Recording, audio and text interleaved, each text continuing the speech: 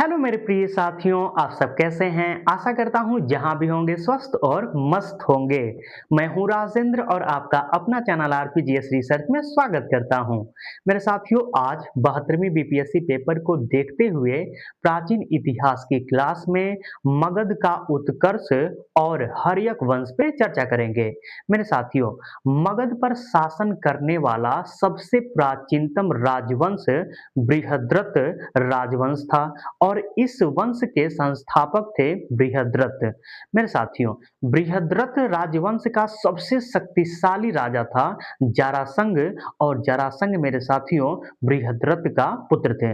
मेरे साथियों, इस वंश का अंतिम शासक रिपुंजय थे और रिपुंजय की हत्या उन्हीं का सेनापति पुलिक ने किया था। मेरे साथियों, पुलिक की हत्या उन्हीं का सेनापति भट्टिय ने किया था और भट्टिय का एक पुत्र था मेरे साथियों जिनका नाम था बिंबिसार और बिंबिसार ने मेरे साथियों मगध पर एक ऐतिहासिक राजवंश हर्यक वंश की स्थापना किया था। तो आइए पहले मगध की कहानी लिख लेते हैं, तत्पश्चात हर्यक वंश को पढ़ने का कार्य करेंगे। तो आइए कुछ पॉइंट को पहले लिखते हैं। पहला पॉइंट लिखिएगा, महाभारत और पुराणों के अनुसार महाभारत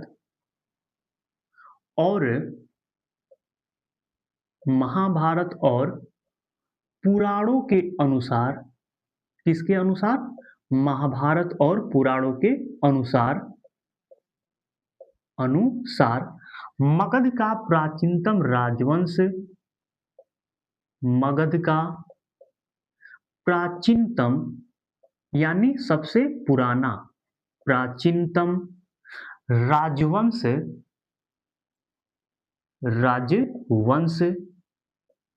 बृहद्रथ राजवंश था। बृहद्रथ राजवंश था जिसके संस्थापक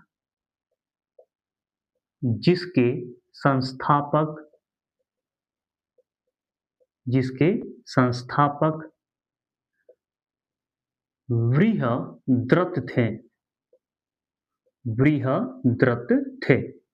तो मेरे साथियों, पहले पॉइंट में हम क्या लिखे हैं?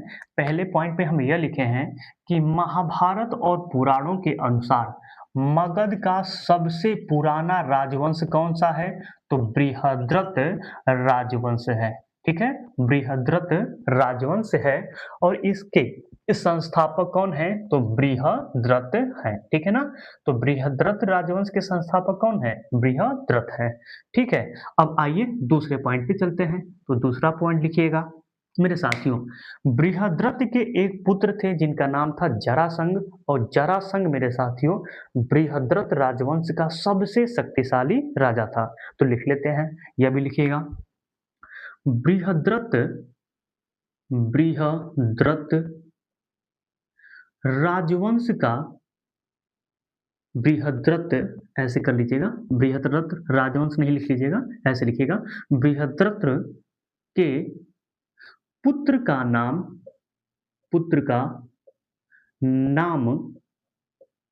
जरासंध था।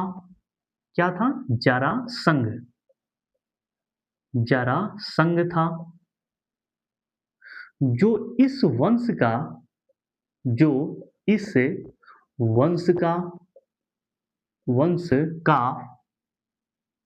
सबसे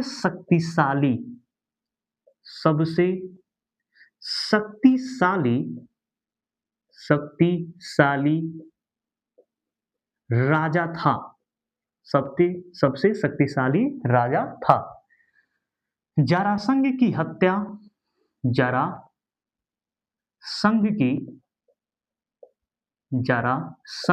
की वध लिख लीजिएगा, हत्या नहीं, वध भीम ने किया था। भीम ने किए थे। मेरे साथियों, जब आप महाभारत देखते होंगे तो एक जरासंध की कहानी भी देखेंगे और जरासंध की कहानी कुछ इस प्रकार है। 2 मिनट लेते हैं, इनकी कहानी पे चर्चा कर लेते हैं, आप उस कहानी से रूबरू हो जाएँगे।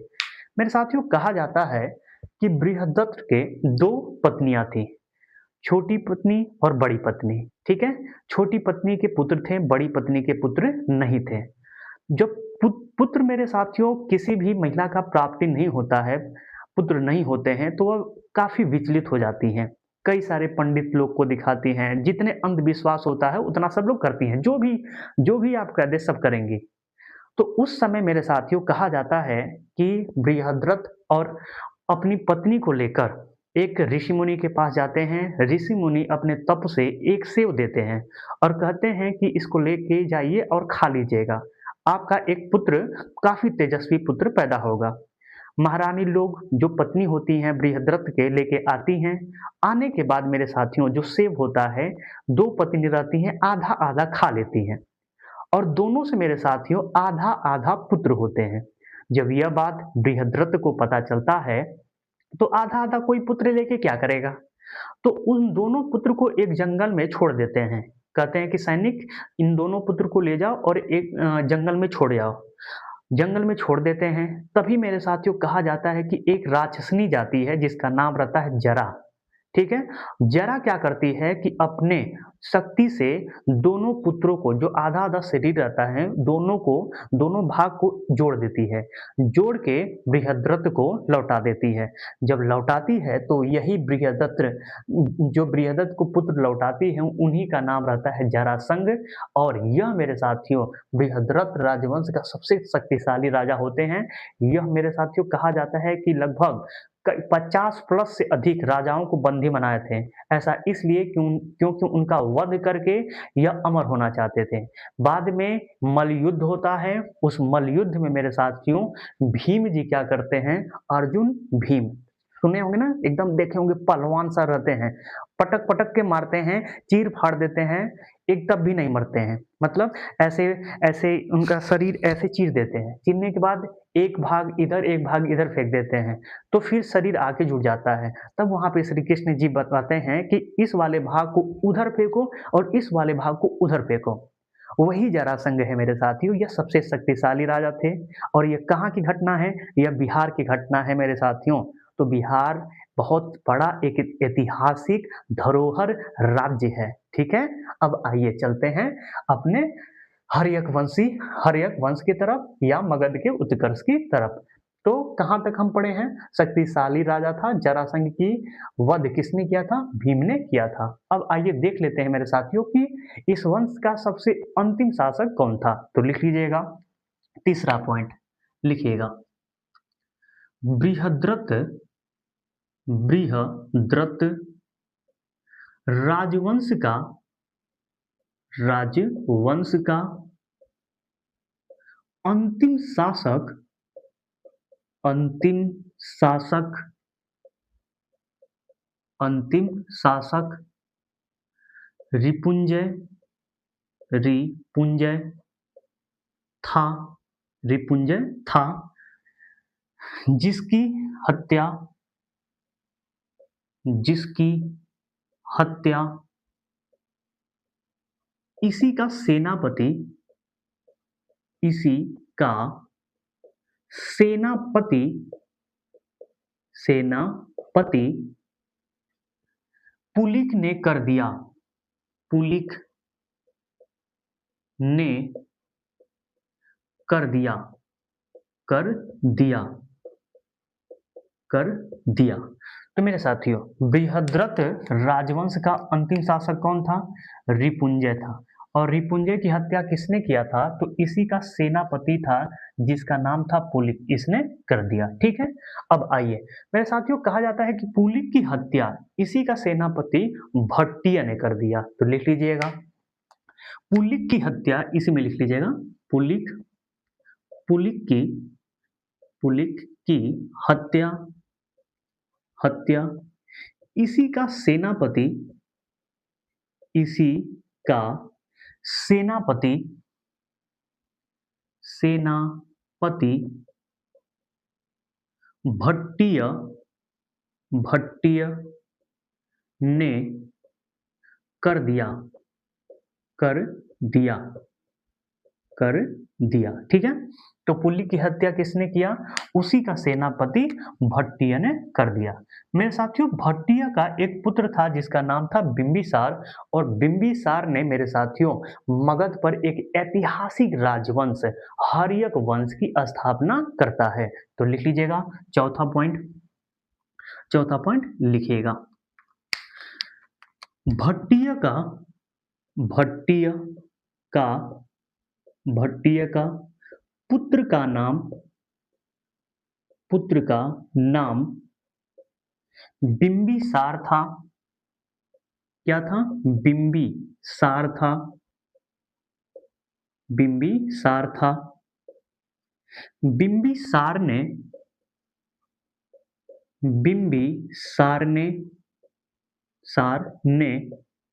मगध पर एक ऐतिहासिक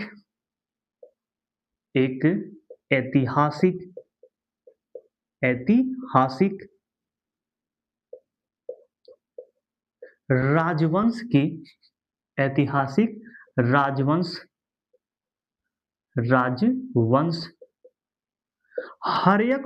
की हर्यक वंश की स्थापना करता है।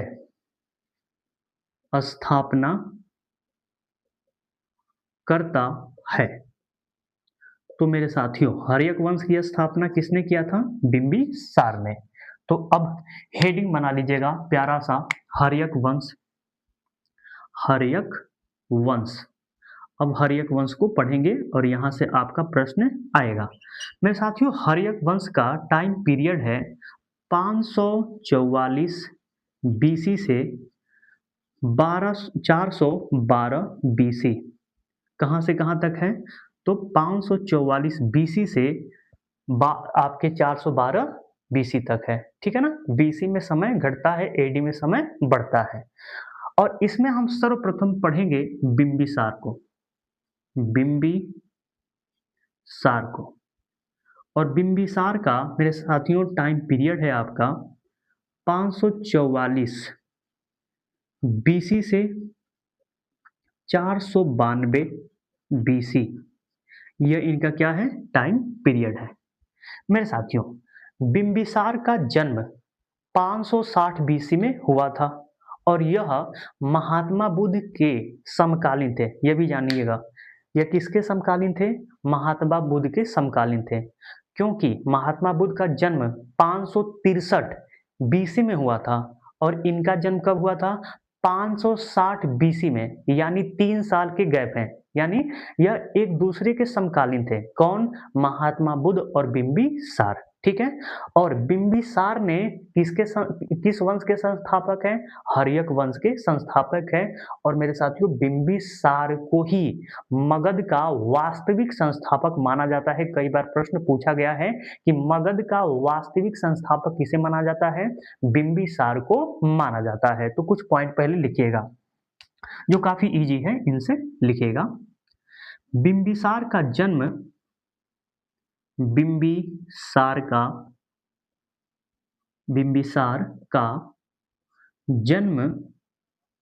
जन्म 560 बीसी में हुआ था। 560 बीसी में हुआ था। ठीक है, पहला पॉइंट। दूसरा पॉइंट लिखिएगा,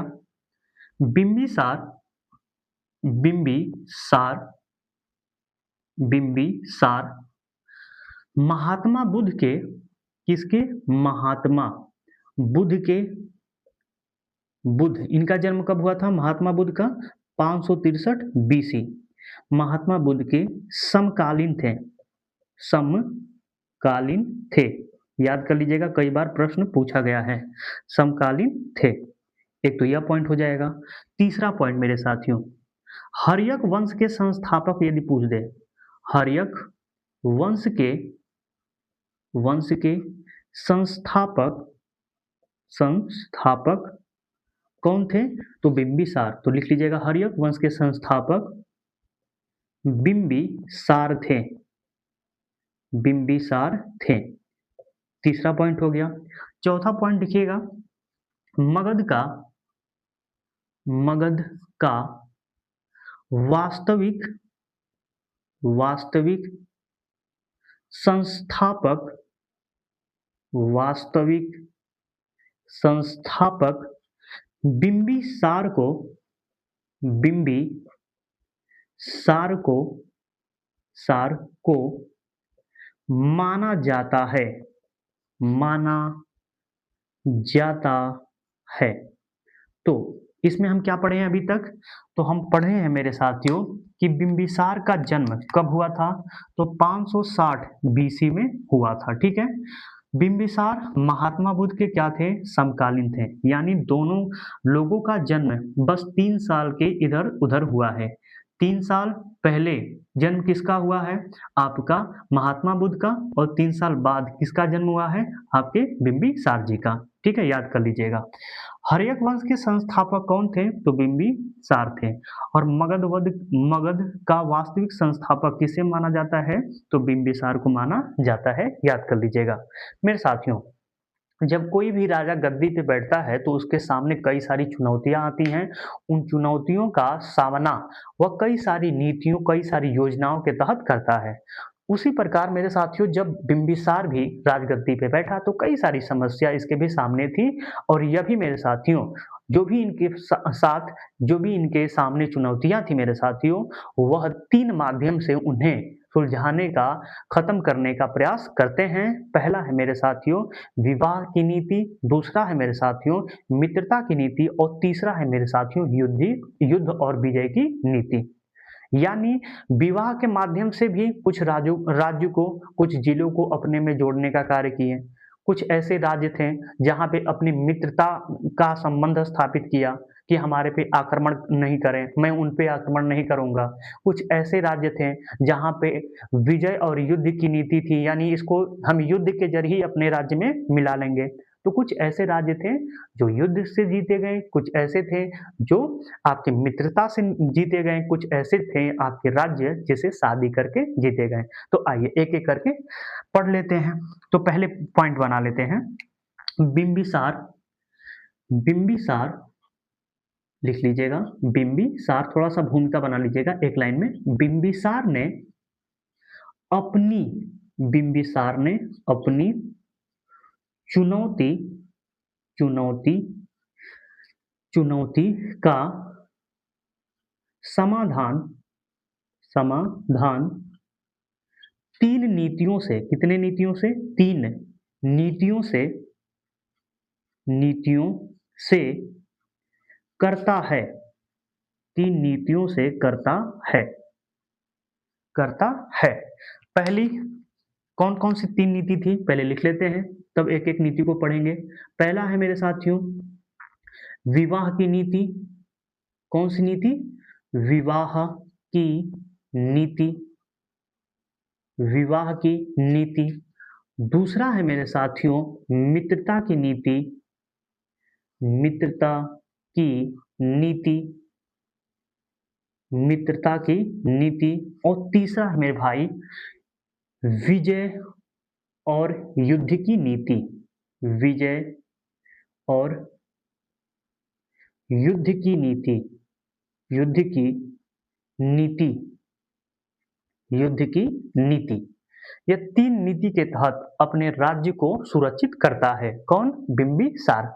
अब चलते हैं मेरे साथियों विवाह की नीति को पढ़ने, ठीक है ना? क्योंकि विवाह की नीति के तहत मेरे साथियों बिंबिसार 3 शादियां करता है, और 3 शादियां करने के पीछे इसका बहुत बड़ा उद्देश्य होता है। तो एक प्यारा सा हेडिंग बना लीजिएगा यहाँ पे, विवाह की नीति। विवाह की नीति। विवाह की नीति। ठीक है मेरे साथियों, बिंबिसार पहला विवाह लिच्छवी नरेश चेटक की पुत्री चेहेलेना से करता है। और जैसे ही मेरे साथियों चेलेना से विवाह करता है, वैसे ही मगध का जो उत्तरी सीमा है वह सुरक्षित हो जाता है। कैसे उत्तरी सीमा सुरक्षित हो जाता है, इस पॉइंट को लिखने के बाद आपको बता रहा हूं। तो पहला पॉइंट लिखिएगा, बिंबिसार बिंबिसार ने पहला विवाह बिंबिसार ने पहला विवाह लिच्छवी नरेश किस कौन सा नरेश लिच्छवी लिच्छवी नरेश चेटक की पुत्री किसकी पुत्री चेटक चेटक की पुत्री चेटक की पुत्री चेलना से चे आधा ल पूरा ल चेलना चेलना से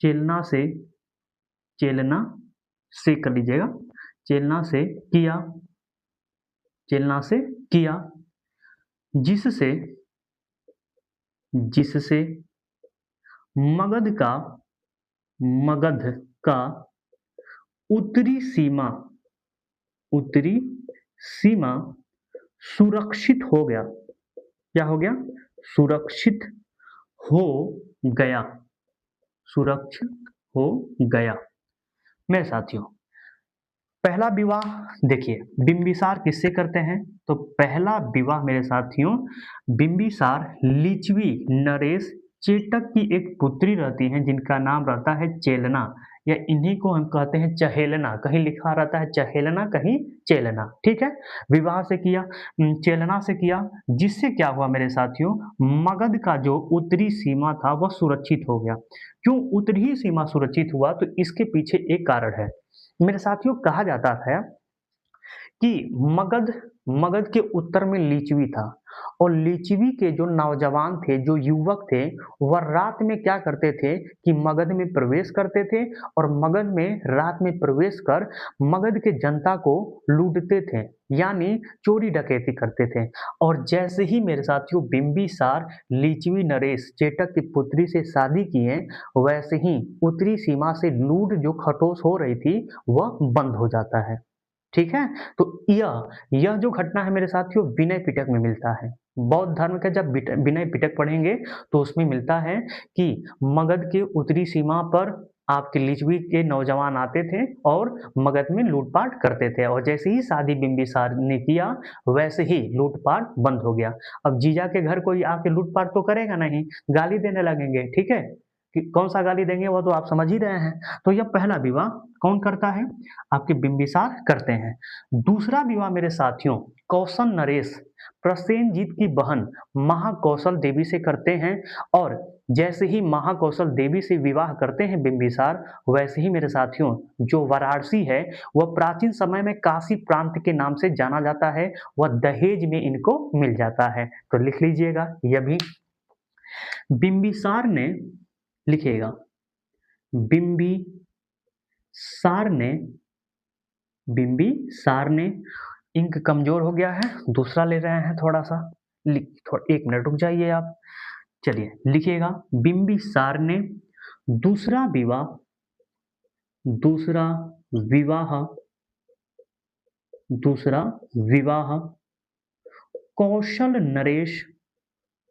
कौशल नरेश प्रसेनजीत की बहन प्रसेनजीत की बहन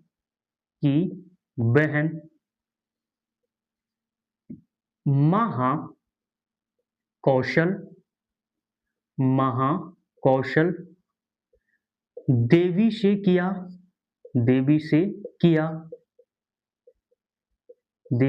किया जिस कारण बिंबिसार को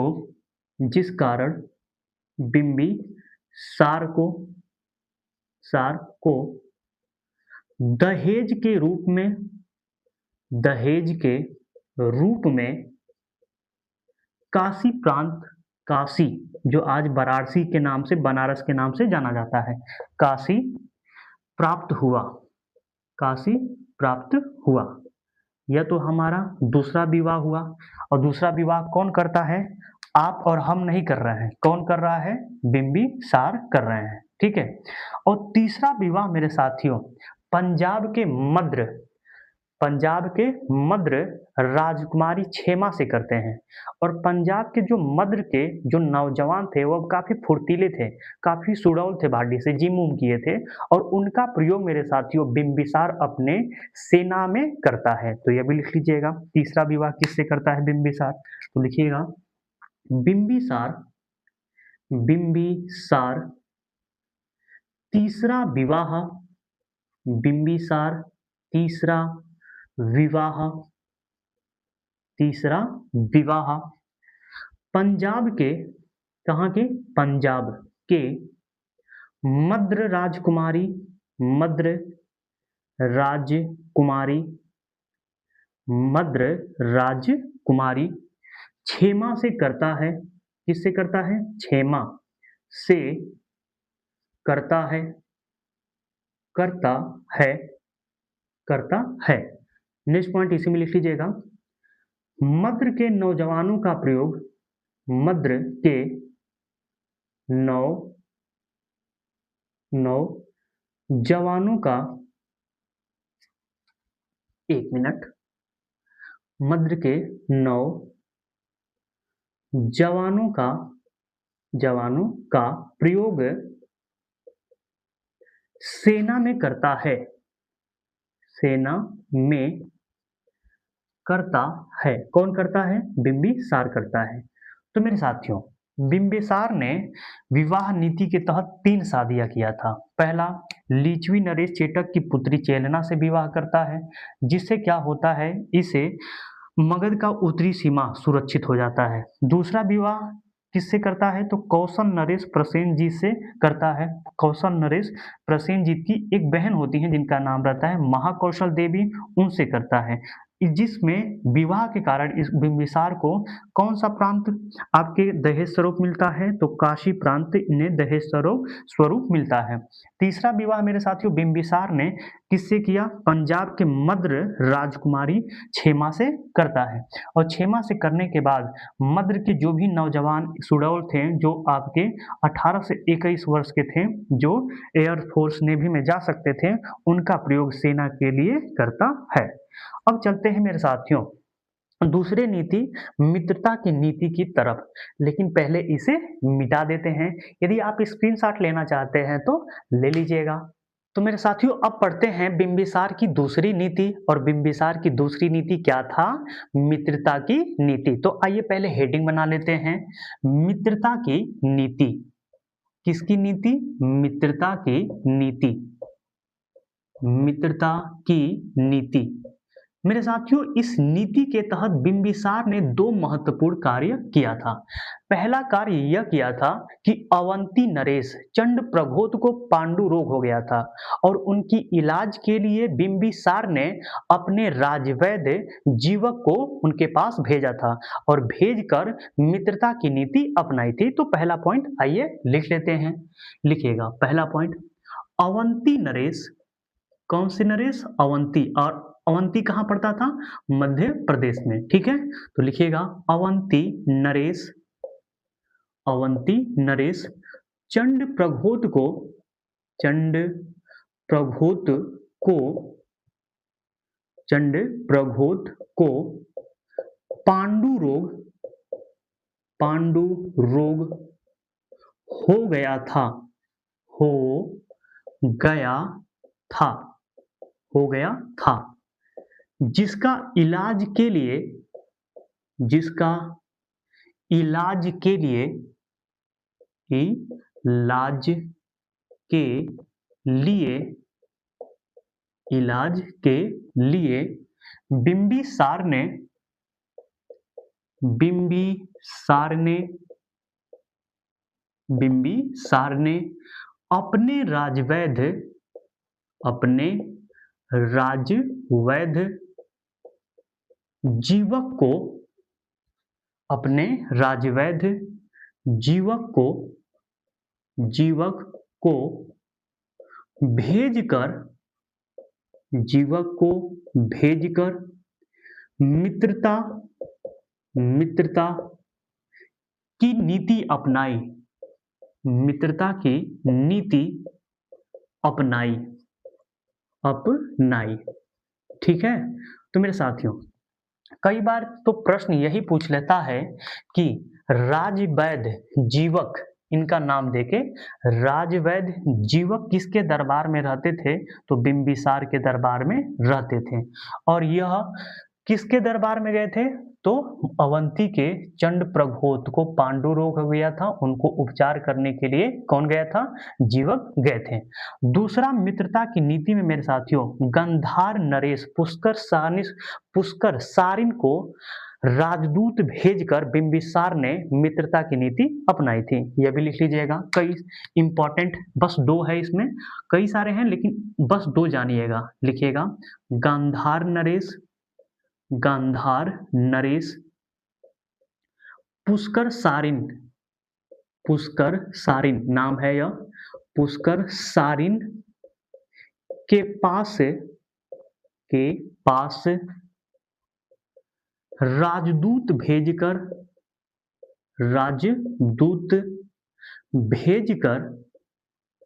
भेजकर मित्रता की नीति अपनाई। मित्रता की नीति अपनाई। ठीक है, एक तो यह हो गया। तो मित्रता की नीति में हमें दो जानना है, पहला वाला इंपॉर्टेंट है, ठीक है, दूसरा वाला याद हो या ना हो, पहला वाला याद कर लीजिएगा। तीसरी मेरे साथियों, बिंबिसार की नीति थी विजय या युद्ध की नीति। तो लिख लीजिएगा, हेडिंग बना लीजिएगा, विजय अथवा युद्ध की नीति, अथवा युद्ध की नीति। मेरे साथियों, इस नीति के तहत बिंबिसार अंग पर आक्रमण करके उसे अपने में मिला लेता है, मगध में मिला लेता है। तो एक युद्ध करता है, कौन सा युद्ध? अंग का युद्ध।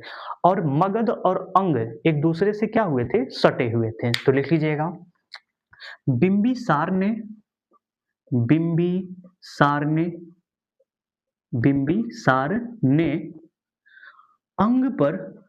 अंग की राजधानी कहाँ थी? चंपा। अंग पर आक्रमण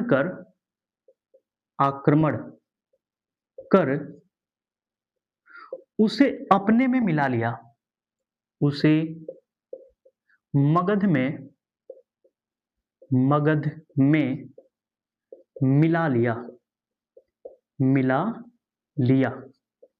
मिला लिया। यह आपको ध्यान रखना है। क्या याद रखना है?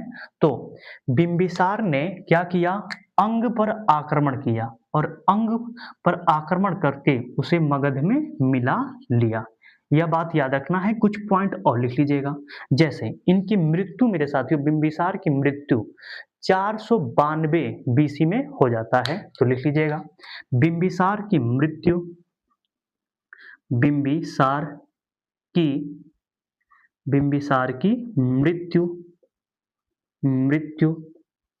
492 बीसी में हो जाता है।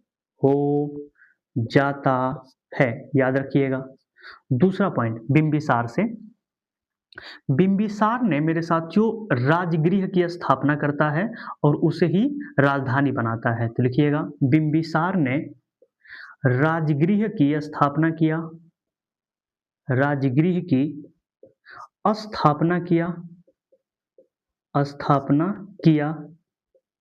और उसे राजधानी बनाया।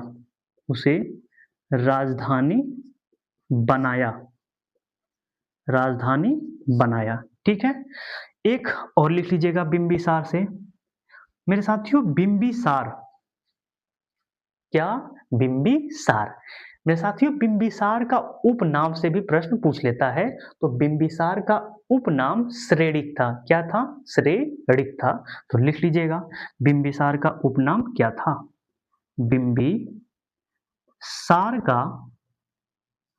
बिंबिसार का उपनाम श्रेणिक था। क्या था? श्रेणिक था। कई बार यह भी पूछ लेता है कि बिंबिसार का उपनाम क्या है, तो याद रख लीजिएगा। और अजातशत्रु का भी पूछ लेता है, कुड़िक था, तो उसको भी हम पढ़ लेंगे। अभी हम पढ़ रहे हैं बिंबिसार, तो बिंबिसार को देख रहे हैं। बिंबिसार किसकी स्थापना किया था? राजगृह की स्थापना किया था, और राजगृह को क्या बनाया था? अपनी राजधानी बनाया था। अजातशत्रु के समय में भी राजगृह क्या था? आपके मगध का या हर्यक वंश का राजधानी था। बिंबिसार की मृत्यु कब हो जाती है?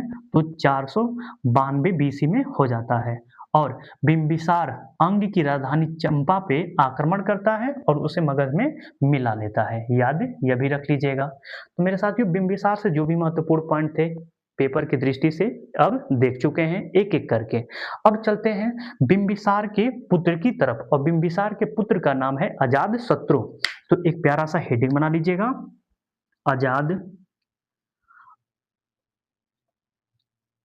अजातशत्रु। मेरे साथियों, अजातशत्रु का टाइम पीरियड था आपका 492 बीसी से 460 बीसी।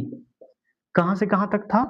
तो 492 बीसी से 460 बीसी, यानी ये 32 साल, कितने वर्ष तक? 32 वर्ष तक शासन किया था।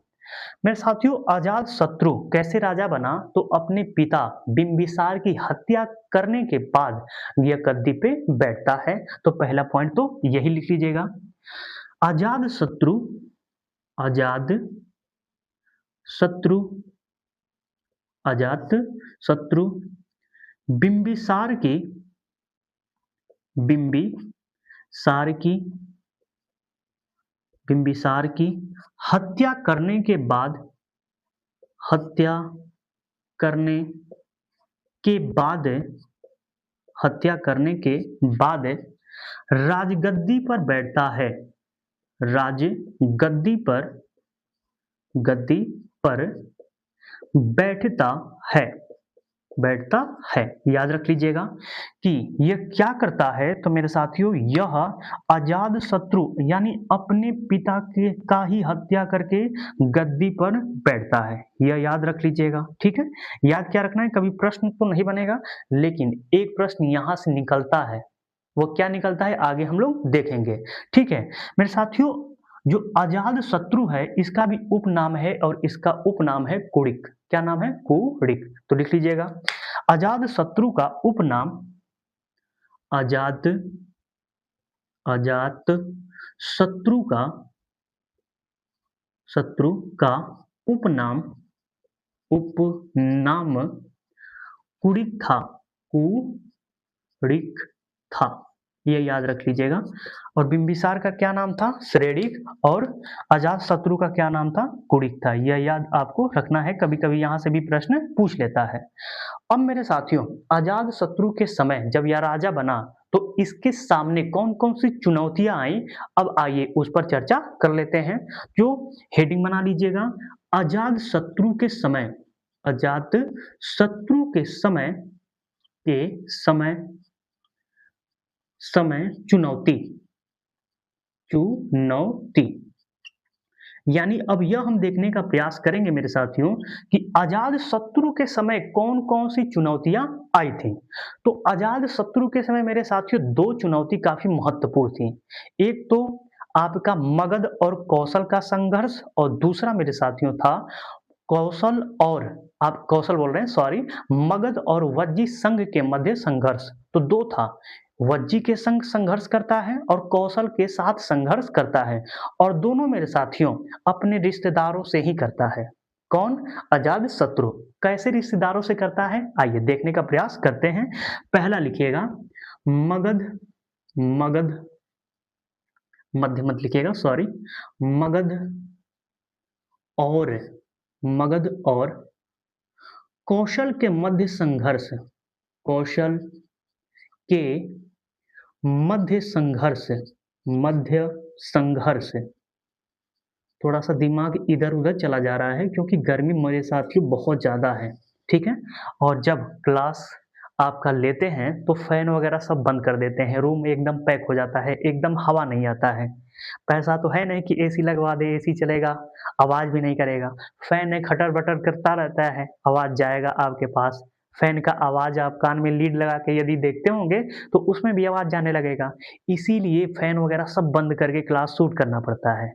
और उसमें देख रहे होंगे गर्मी की एकदम हालत खराब हो गया है, इसीलिए दिमाग कभी इधर चला जा रहा है, कभी उधर चला जा रहा है, ठीक है? अब आइए अपने टॉपिक पे चलते हैं मेरे साथियों, मगध और कौशल।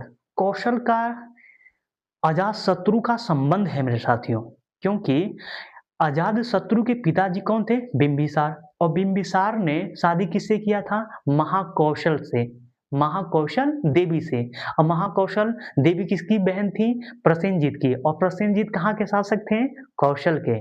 और प्रसेनजीत बिंबिसार को क्या दिए थे? दहेज में काशी दिए थे। तो मेरे साथियों, कहा जाता है कि जब बिंबिसार की मृत्यु हो जाती है तो महाकौशल को बहुत धक्का लगता है कि पुत्र ही क्या किया कि अपने पिता को मार दिया। अब महाकौशल की क्या हो जाती है? मृत्यु हो जाती है। और जैसे ही मृत्यु होती है, बहन का आपका बदला लेने के लिए प्रसेनजीत काशी जो प्रांत दिया रहता है दहेज में, वो अजातशत्रु से छीन लेता है। और जैसे ही मेरे साथियों अजातशत्रु से आपकी काशी प्रांत छीनता है, अजातशत्रु काशी प्रांत को पाने के लिए संघर्ष करना स्टार्ट कर देता है। लंबे समय के बाद बहुत युद्ध भयंकर होता है, लंबे समय तक युद्ध चलता है, युद्ध खत्म नहीं होता है, लेकिन मेरे साथियों कहा जाता है कि रिश्तेदार होते हैं, दोनों रिश्तेदार अपने में समझौता कर लेते हैं। और समझौता करने के बाद प्रसेनजीत मेरे साथियों अपनी पुत्री का विवाह, वाजिरा जिसका नाम रहता है, अपनी पुत्री का विवाह अजातशत्रु से कर देते हैं। और काशी प्रांत दोबारा मेरे साथियों अजातशत्रु को मिल जाता है। यानी आप कह सकते हैं कि लड़ाई झगड़ा हुआ, बाद में अजातशत्रु ही जीता। ठीक है, तो आइए लिख लेते हैं कुछ पॉइंट सजो के, लिखिएगा कुछ स्टोरी बना के 2-4 पॉइंट इसमें लिख लेते हैं। तो लिखिएगा बिंबिसार की, लिखिएगा ऐसे, पहला पॉइंट लिख लीजिएगा, मगध और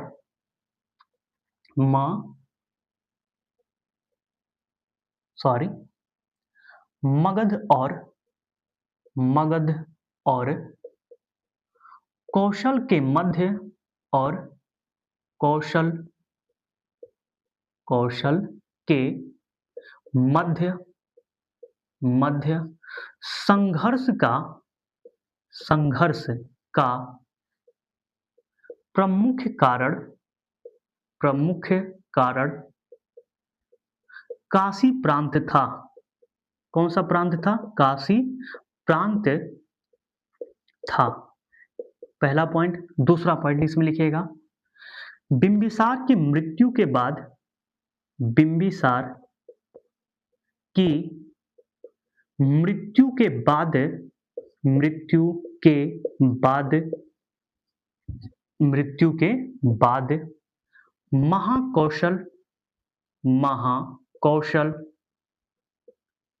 महाकौशल देवी की मृत्यु हो जाती है।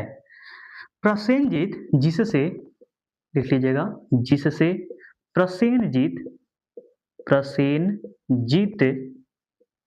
काशी प्रांत छीन लेता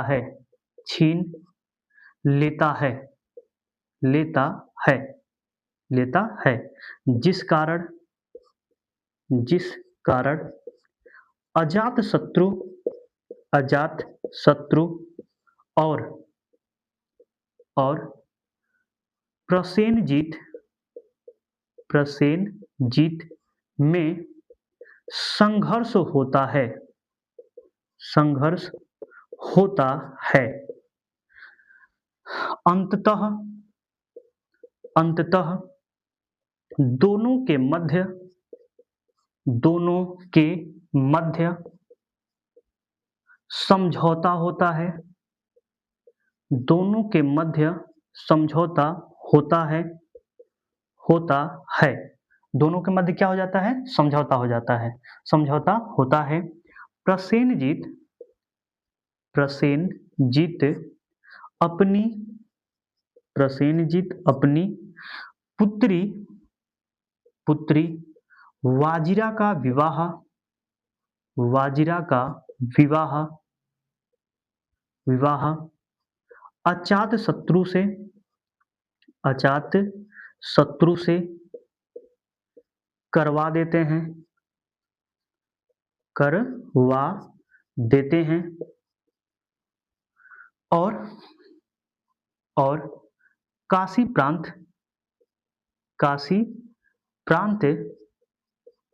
प्रांत दोबारा दोबारा अजात शत्रु को प्राप्त हो जाता है प्राप्त हो जाता है। या याद कर लीजिएगा कि जिसके लिए लड़ाई हुई बाद में वह उसको मिल जाता है। यह तो आपका पहला क्या था, अजात शत्रु के समय चुनौती थी जिसे पूर्णतः वह सफल रहा उसमें। दूसरा मेरे साथियों, इसके सामने बहुत बड़ी चुनौती थी वज्जी संघ और मगध का संघर्ष वज्जी और मगध का संघर्ष।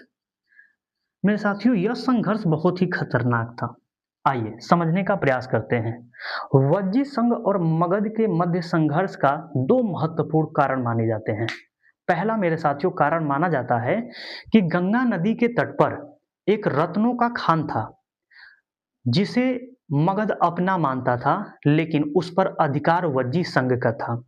एक तो कारण यह था। दूसरा कारण मेरे साथियों माना जाता है कि लिच्छवी नरेश चेटक की जो पुत्री रहती हैं, जिनका नाम चेलना रहता है, वह बिंबिसार की मृत्यु के बाद मायके चली जाती हैं, ठीक है, लिच्छवी, और जाके वहीं पे आत्महत्या कर लेती हैं। और उनके दो पुत्र होते हैं, हल और विहल। मेरे साथियों, इन दोनों पुत्रों को बिंबिसार ने एक शेषनाग हाथी दिया था और एक रत्नों का हार दिया था। मेरे साथियों, यह दोनों वस्तु अजात शत्रु पाना चाहता था और दोनों वस्तुओं की मांग की, और दोनों वस्तुओं की जैसे मांग की, हल और विहल अपने नाना के पास लिच्छवी भाग जाते हैं, जिससे मेरे साथियों वज्जी संघ और मगध के मध्य संघर्ष छिड़ जाता है। तो यह कहानी लिखने से पूर्व मेरे साथियों इसे मिटा देते हैं, क्योंकि जगह नहीं बचा है। तो मेरे साथियों, आइए जो भी अभी चर्चा किए हैं उसे लिपिबद्ध कर लेते हैं। तो लिखिएगा वज्जी संघ, पॉइंट बना के लिख लीजिएगा, वज्जी संघ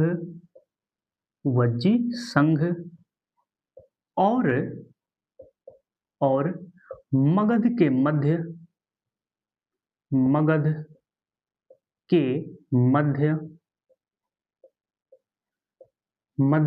संघर्ष का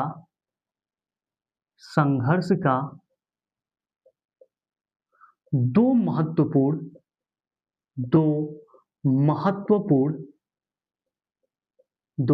महत्वपूर्ण कारण था।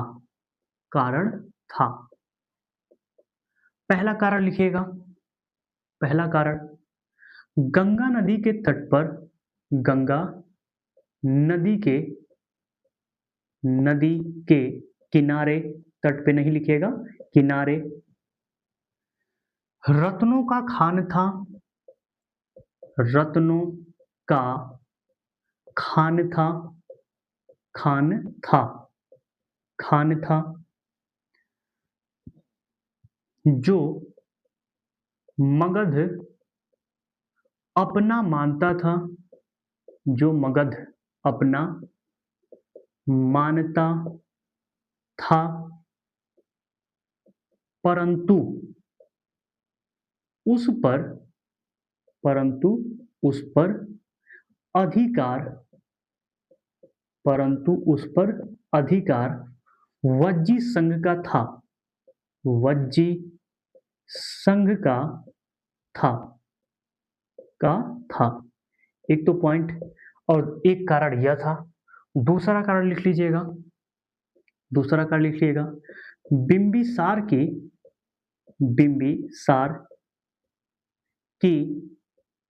मृत्यु के बाद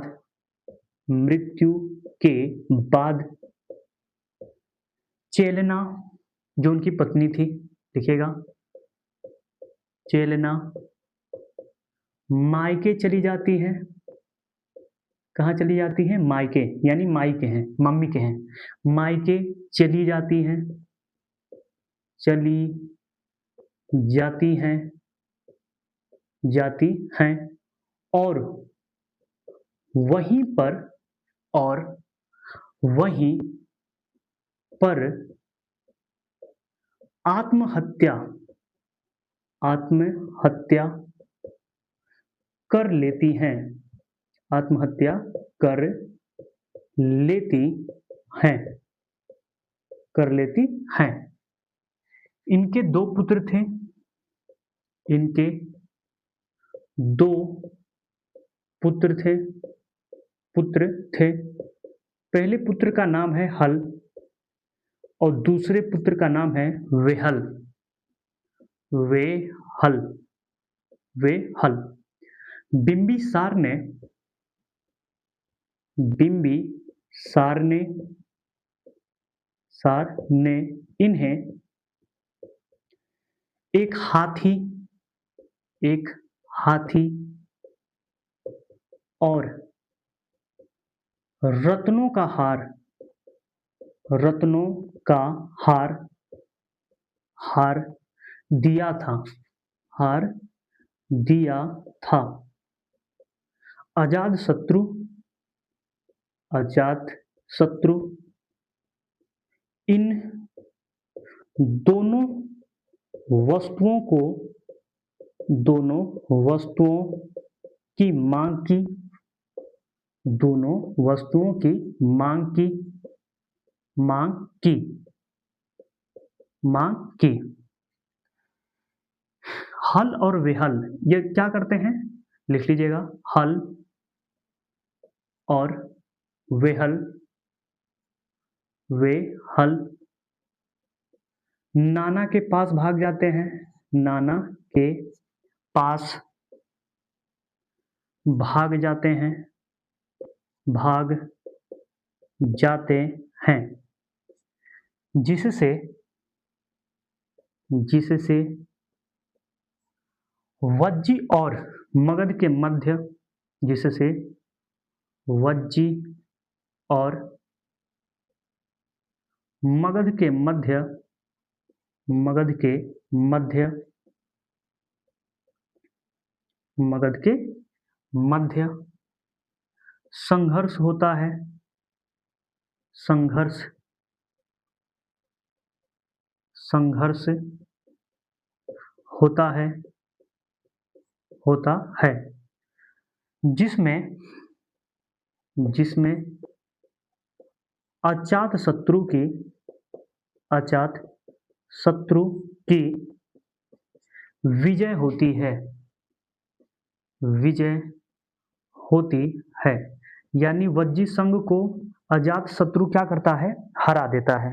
ठीक है, ध्यान में रखिएगा। तो मेरे साथियों, वज्जी संघ और मगध के मध्य संघर्ष का कितने कारण थे? दो। कौन कौन से कारण थे? एक तो कारण यह था कि गंगा नदी के किनारे एक रत्नों का खान था और उस खान को मेरे साथियों मगध जो राजा थे या मगध पे जो शासन करते थे उसे अपना मानते थे, लेकिन उस पर अधिकार किसका था? वज्जी का था। ठीक है, एक तो यह कारण था। दूसरा, बिंबिसार की मृत्यु, ठीक है, यानी जो अजात शत्रु होता है, जो लड़का होता है बिंबिसार का, वह बिंबिसार की हत्या कर देता है। तो बिंबिसार की मृत्यु के बाद जो मम्मी रहती हैं, ठीक है, मम्मी, मम्मी का नाम क्या रहता है? चेलना। ये मायके चली जाती हैं। मायके इनका कहाँ रहता है? लिच्छवी। और देखिए, लिच्छवी और वज्जी में क्या अंतर है? तो मेरे साथियों देखिए, यहाँ पे संघ है और संघ में एक लोग, दो लोग शामिल नहीं होते हैं। जैसे एक आपका ग्रुप है, तो ये तो नहीं ना होगा कि आप अकेले हैं और कहेंगे कि मेरा ग्रुप चल रहा है। ग्रुप में कम से कम 10 लोग, 12 लोग, कम से कम 2 तो 3-4 रहेंगे ना। तो वज्जी संघ में मेरे साथियों कई सारे प्रांत, इसमें जनपद थे। क्या थे? जनपद थे। और उसी जनपद में आपका लिच्छवी भी शामिल था और लिच्छवी की एक कन्या थी जिनका नाम था चेलना। ठीक है, और वहाँ के राजा, राजा कौन थे? चेटक। उन्हीं की पुत्री का नाम क्या था? चेलना। ठीक है, आप अब आपको समझ में आ गया होगा क्योंकि यहाँ पे वज्जी लिख रहा था, यहाँ पे आपको कई जगह आपको लिच्छवी बता रहा था। तो मेरे साथियों वज्जी संघ में, इसी संघ में यह संघ 7-8 जनपद को मिलाकर एक संघ बना था जिसका नाम था वज्जी, और वज्जी में ही लिच्छवी था। और लिच्छवी के राजा राजा कौन थे? चेटक, और चेटक की पुत्री का नाम क्या था? चेलना, और चेलना से विवाह किसका हुआ था? बिंबिसार का। ठीक है, तो मायके चली जाती हैं और मायके चले जाने के बाद क्या होता है? आत्महत्या कर लेती हैं। इनके 2 पुत्र होते हैं हल और वेहल। हल और बेहल मेरे साथियों, इनको बिंबिसार 2 वस्तुएँ दिया रहता है, एक तो हाथी और दूसरा रत्नों का हार, और यह 2 वस्तुओं का माँग क्या करता है? अजातशत्रु करता है। नहीं देते हैं और भाग कर कहाँ चले जाते हैं? अपने नाना चेटक के पास। इसी चेटक के पास वज्जी में जाते हैं। वज्जी पर आक्रमण आपका कौन कर देता है? मगध का जो राजा रहता है वर्तमान समय में अजातशत्रु। लंबा संघर्ष चलता है, लंबा संघर्ष करने के बाद अजातशत्रु क्या होता है? विजय हो जाता है। तो मेरे साथियों अजातशत्रु के समय 2 लंबे संघर्ष चले थे, एक तो कौशल के साथ और दूसरा वज्जी के साथ, और दोनों में विजय अजातशत्रु का होता है। मेरे साथियों इस समय जो मगध पर जब अजातशत्रु शासन कर रहा था उस समय अवंती का भी जो राजा था वो काफ़ी शक्तिशाली था। तो वह राजा डरता था कि कहीं अजातशत्रु मेरे पे आक्रमण ना कर दे। अजातशत्रु डरता था कि अवंती के राजा हमारे पे आक्रमण ना कर दें। इसीलिए दोनों एक अपने-अपने शक्ति से दूसरे की शक्ति से क्या थे? भयभीत थे, और दोनों आमने-सामने कभी नहीं आए। आमने-सामने एक या जब आपका हर्यक वंश खत्म होता है और शिशुनाग वंश आता है तब उसमें आते हैं अवंती नरेश आते हैं। ठीक है? मेरे साथियों जो आपका अजातशत्रु था यह प्रारंभ में जैन धर्म को मानता था, बाद में बौद्ध धर्म को अपना लिया। अजातशत्रु के समय ही मेरे साथियों राजगृह के सप्तपर्णी गुफा में आपका प्रथम बौद्ध संगीति का आयोजन किया गया। तो आइए पहले 2 पॉइंट को लिख लेते हैं। लिखिएगा पहला पॉइंट, अजातशत्रु अजातशत्रु प्रारंभ में जैन धर्म को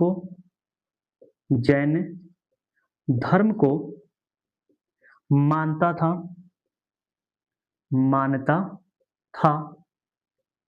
बाद में बौद्ध धर्म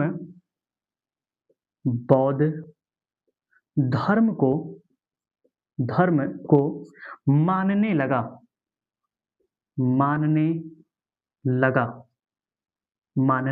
लगा। नेक्स्ट पॉइंट, अजातशत्रु के शासन काल में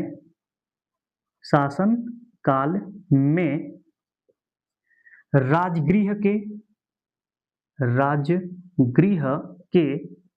सप्तपर्णी गुफा में प्रथम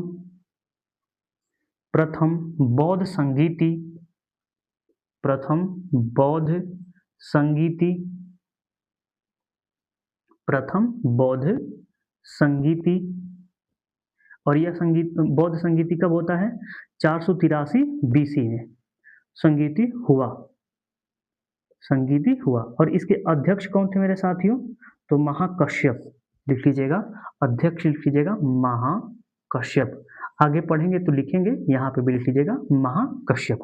और इसमें इसी बौद्ध संगीति में सुक्त पिटक और विनय पिटक की रचना किया गया था। वह हम लोग बौद्ध धर्म पढ़ेंगे तो वहाँ पे जानेंगे। ठीक है, तो अजातशत्रु के शासन काल में क्या हुआ? तो अजातशत्रु के शासन काल में राजगृह के सप्तपर्णी नहीं है, सप्तपर्णी गुफा में प्रथम बौद्ध संगीति हुआ था। और कब हुआ था? 483 बीसी में हुआ था। अध्यक्ष किसे बनाया गया था? महाकश्यप को। मेरे साथियों जैसे अजातशत्रु अपने पिता बिंबिसार की हत्या करके गद्दी पे बैठा था, वैसे ही मेरे साथियों अजातशत्रु का पुत्र था उदयन, या उदयन कहा जाता है। उसने भी अजातशत्रु की हत्या करने के बाद गद्दी पे बैठा था। यह भी लिख लीजिएगा, पॉइंट लिखिएगा। अजातशत्रु की हत्या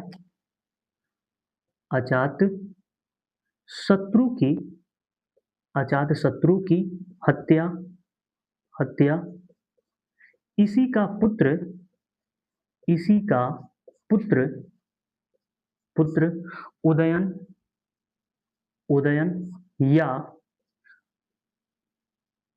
उदाइन कहते हैं, या उदयन कहीं कहीं लिखा होता है ऐसे, उदयन ऐसे लिखा रहेगा, उदयन ने किया ने किया ने किया। ठीक है, तो अजात शत्रु की हत्या किसने किया? इसी का पुत्र, नाम क्या है? उदयन या उदयन कहते हैं या उदयन कहते हैं, हम मान के चलेंगे यह नाम सही है। ठीक है, किताबों में कहीं उदयन उदयन कहीं उदयन दे देता है। तो किसने किया अजात शत्रु की हत्या? इसी का पुत्र उदयन ने किया था। ठीक है मेरे साथियों, इसी में एक और पॉइंट जुड़ जाता है कि हर्यक वंश को प्रीतिहंता वंश भी कहा जाता है। क्यों कहा जाता है? आप देख रहे हैं बिंबिसार की हत्या किसने किया था? उसी का पुत्र अजातशत्रु ने किया था। और अजातशत्रु की हत्या किसने किया? अजातशत्रु का पुत्र उदयन ने किया था। तो इस वंश को प्रीतिहंता वंश कहते हैं, यानी बाप को मारने वाला वंश कौन सा है? हर्यक वंश है। लिख लीजिएगा, कई बार पूछा गया है। लिखिएगा, हर्यक वंश को हर्यक हर्यक वंश को प्रीतिहंता वंश भी कहा जाता है। कहा जाता है, याद कर लीजिएगा कि किस वंश को प्रीतिहंता वंश कहते हैं। तो मेरे साथियों, हर्यक वंश को प्रीतिहंता वंश कहते हैं। तो मेरे साथियों, अजातशत्रु से इतना ही इंपॉर्टेंट पॉइंट था, देख लिए। एक आपका और राजा महत्वपूर्ण है हर्यक वंश में, उदयन, उसको पढ़ लेते हैं। तत्पश्चात आपका जो आज का क्लास है उसको एंड कर देंगे। तो हेडिंग डाल लीजिएगा उदयन, उदयन, उदयन, या लिख लीजिएगा उदयन। और इनका समय काल पीरियड कब से कब तक है? तो 460 बीसी से 444 बीसी तक है। अब आइए इनके बारे में जान लेते हैं कि इनमें क्या महत्वपूर्ण हमारे पेपर की दृष्टि से हो सकता है। तो मेरे साथियों, जब पिता के समय था, तो यह पिता के समय यानी अजातशत्रु के समय मेरे साथियों, यह चंपा का उपराजा था। कहाँ का उपराजा था? चंपा का उपराजा था। तो यह सबसे महत्वपूर्ण पॉइंट है, लिख लीजिएगा। अजातशत्रु के समय अजातशत्रु के समय अजातशत्रु के समय उदयन चंपा, अंक की राजधानी कहाँ थी? चंपा का उपराजा था। चंपा का उपराजा था। एक तो यह पॉइंट। मेरे साथियों, उदयन ने क्या किया कि गंगा और सोन नदी के तट पर एक नगर की स्थापना किया, और उस नगर का नाम है पाटलिपुत्र। मेरे साथियों, उदयन ने ही राजगृह के स्थान पर पाटलिपुत्र को राजधानी बनाया। कई बार पेपर में पूछा गया प्रश्न है, बहुत ही महत्वपूर्ण है उदयन से। यही प्रश्न मेरे साथियों पूछता है कि पहली बार पाटलिपुत्र को राजधानी किसने बनाया था? तो उदयन ने बनाया था। और पाटलिपुत्र की स्थापना किसने किया था? उदयन ने किया था। और पाटलिपुत्र किसके संगम पे है? तो सोन नदी और गंगा नदी के संगम पे है। ठीक है, 5 पहाड़ियों से घिरा हुआ है, कई नदियों से घिरा हुआ है। तो आइए लिख लीजिएगा, लिखिएगा गंगा, लिखिएगा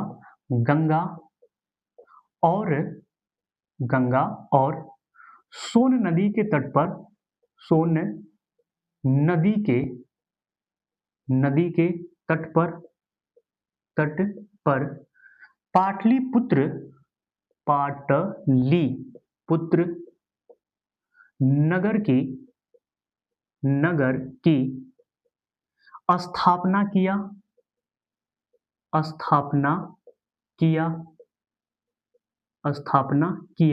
और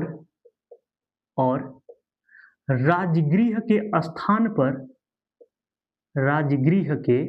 स्थान पर स्थान पर पाटलिपुत्र को राजधानी बनाया। पाटलिपुत्र को राजधानी बनाया। राजधानी बनाया किसने बनाया? तो उदयन ने बनाया। ठीक है मेरे साथियों, जो उदयन था यह जैन धर्म को मानने वाला था, तो जैन ग्रंथों में इसे प्रीत भक्त कहा गया है, जबकि बौद्ध ग्रंथों में मेरे साथियों इसे प्रीत हंता कहा गया है। यह भी पॉइंट को लिख लीजिएगा, लिखिएगा। उदयन जैन धर्म को मानने वाला था।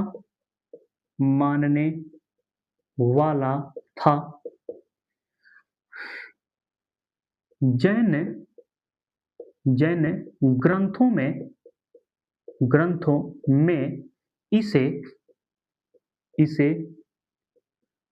पितृभक्त बताया गया है, जबकि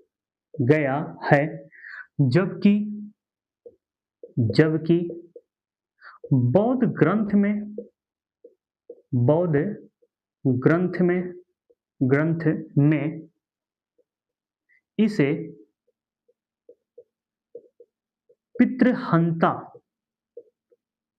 पितृहंता बताया गया है। तो मेरे साथियों ये दोनों पॉइंट से क्या प्रश्न बन सकता है? तो यह प्रश्न बन सकता है कि उदयन किस धर्म को मानने वाला था? जैन धर्म को मानने वाला था। और पाटलिपुत्र को राजधानी किसने बनाया था? तो पाटलिपुत्र को राजधानी उदयन ने बनाया था। और चाहे यह भी पूछा जा सकता है कि पाटलिपुत्र नगर की स्थापना किसने किया था? तो उदयन ने किया था। मेरे साथियों उदयन के 3 पुत्र थे, अनिरुद्ध, मुंडक और नागदशक। और नागदशक हर्यक वंश का अंतिम शासक था। ठीक है, कौन था? नागदशक। तो लिखिएगा उदयन के 3 पुत्र या उत्तराधिकारी थे। कौन कौन से थे? तो पहला अनिरुद्ध, दूसरा मुंडक और तीसरा मेरे साथियों थे नागदशक।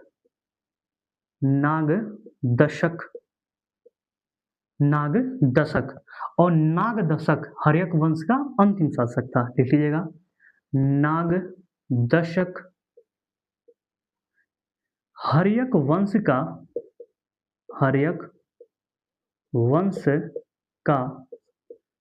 अंतिम शासक था।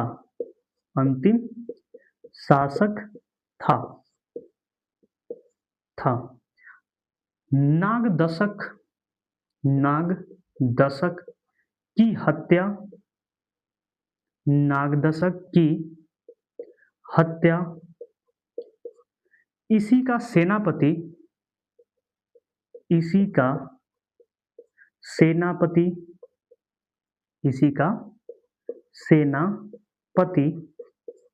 शिशुनाग, कौन सा नाग? शिशुनाग ने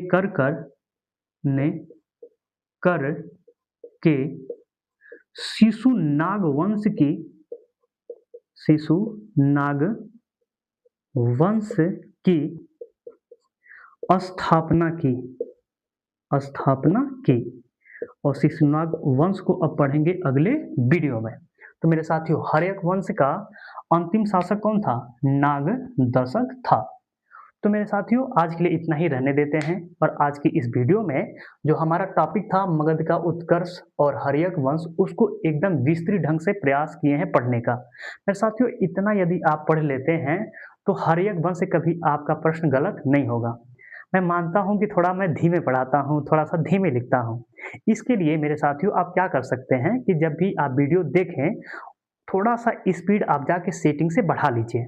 ठीक है, 1.5 कर लीजिए, 2.0 कर लीजिए, 1.5 पे एकदम बढ़िया सा आप सुनिए और लिखिए। ठीक है, तो मेरे साथियों इतना आप कर लीजिएगा। मेरे साथियों, आज का वीडियो आपको कैसा लगा? यदि अच्छा लगा होगा तो इस वीडियो को ज़्यादा से ज़्यादा शेयर करिए और जो मेरे मित्र अभी इस चैनल पे नए हैं वह इस चैनल को सब्सक्राइब भी कर लेंगे। मिलते हैं मेरे साथियों नेक्स्ट वीडियो में नेक्स्ट टॉपिक के साथ। आज के लिए धन्यवाद।